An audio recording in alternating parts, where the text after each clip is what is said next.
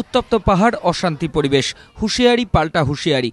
রাজ্য সরকার কিংবা মোর্চা কেউই নিজে থেকে আলোচনার জন্য এগিয়ে আসতে প্রস্তুত নয়, যদিও একমাত্র আলোচনার মধ্য দিয়েই সমস্যার সমাধান হবে বলে মনে করছেন রাজ্যপাল MK নারায়ণন। সেই সঙ্গে তার সাফ কথা, দার্জিলিংয়ের পশ্চিমবঙ্গের অংশ হিসাবেই থাকা উচিত।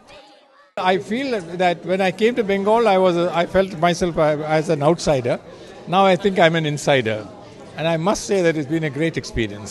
I'm equally disturbed at that fact because I think Darjeeling is a very important part of Bengal, and it's very unfortunate that there's a move to divide the state. But I'm hoping that we can work it out. The point is, this is Bengal. I mean, it says from the ocean to the snows. I mean, the mountains and the snows. That is Bengal. You can't cut out portions of it and say that it's Bengal.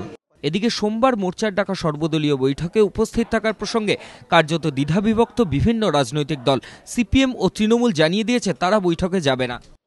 Mister গুরু সর্বদলীয় সভা ডাকার মধ্য দিয়ে কোনো সমস্যার সমাধান হবে? তারা তো পার্টি টু দি মুভমেন্ট।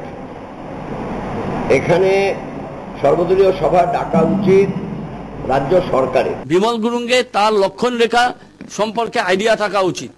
আজকে তার সর্বদলীয় বৈঠক ডাকার তার কি লোকাল স্ট্যান্ডি আছে, অন্য কাকে তিনি ডাকছেন সেটা তাদের ব্যাপার, আমি সেই নিয়ে কোনো কথা বলবো না। কিন্তু সোফার তৃণমূল কংগ্রেস ইজ কনসার্ন, যাওয়া তো দূরের কথা, তৃণমূল কংগ্রেসকে কোনো বৈঠকে ডাকার অধিকারী বিমল গুরুঙ্গের নেই। যদিও কংগ্রেস এবং বিজেপি সর্বদলীয় বৈঠকে উপস্থিত থাকার ইঙ্গিত দিয়েছে। আমাদের প্রতিনিধি যারা সেখানে রয়েছেন তাদের নির্দিষ্ট কিছু বক্তব্য আছে, সেই বক্তব্যটা তারা সবসময় রেখে এসছেন এবং তারা সেই বক্তব্যটাকে সামনে রেখে তারা যাবেন। সর্বদলীয় বৈঠক করলে বিজেপিকে যদি ডাকা হয় বিজেপি নিশ্চয়ই যাবে, কিন্তু আমি মনে করি সর্বদলীয় বৈঠকের কথা যারা বলছেন তারা একটা দায় সারা কথা বলছেন। সোমবার 11টায় দার্জিলিংয়ের জিমখানা ক্লাবে হবে মোর্চার ডাকা এই সর্বদলীয় বৈঠক। ABP আনন্দ।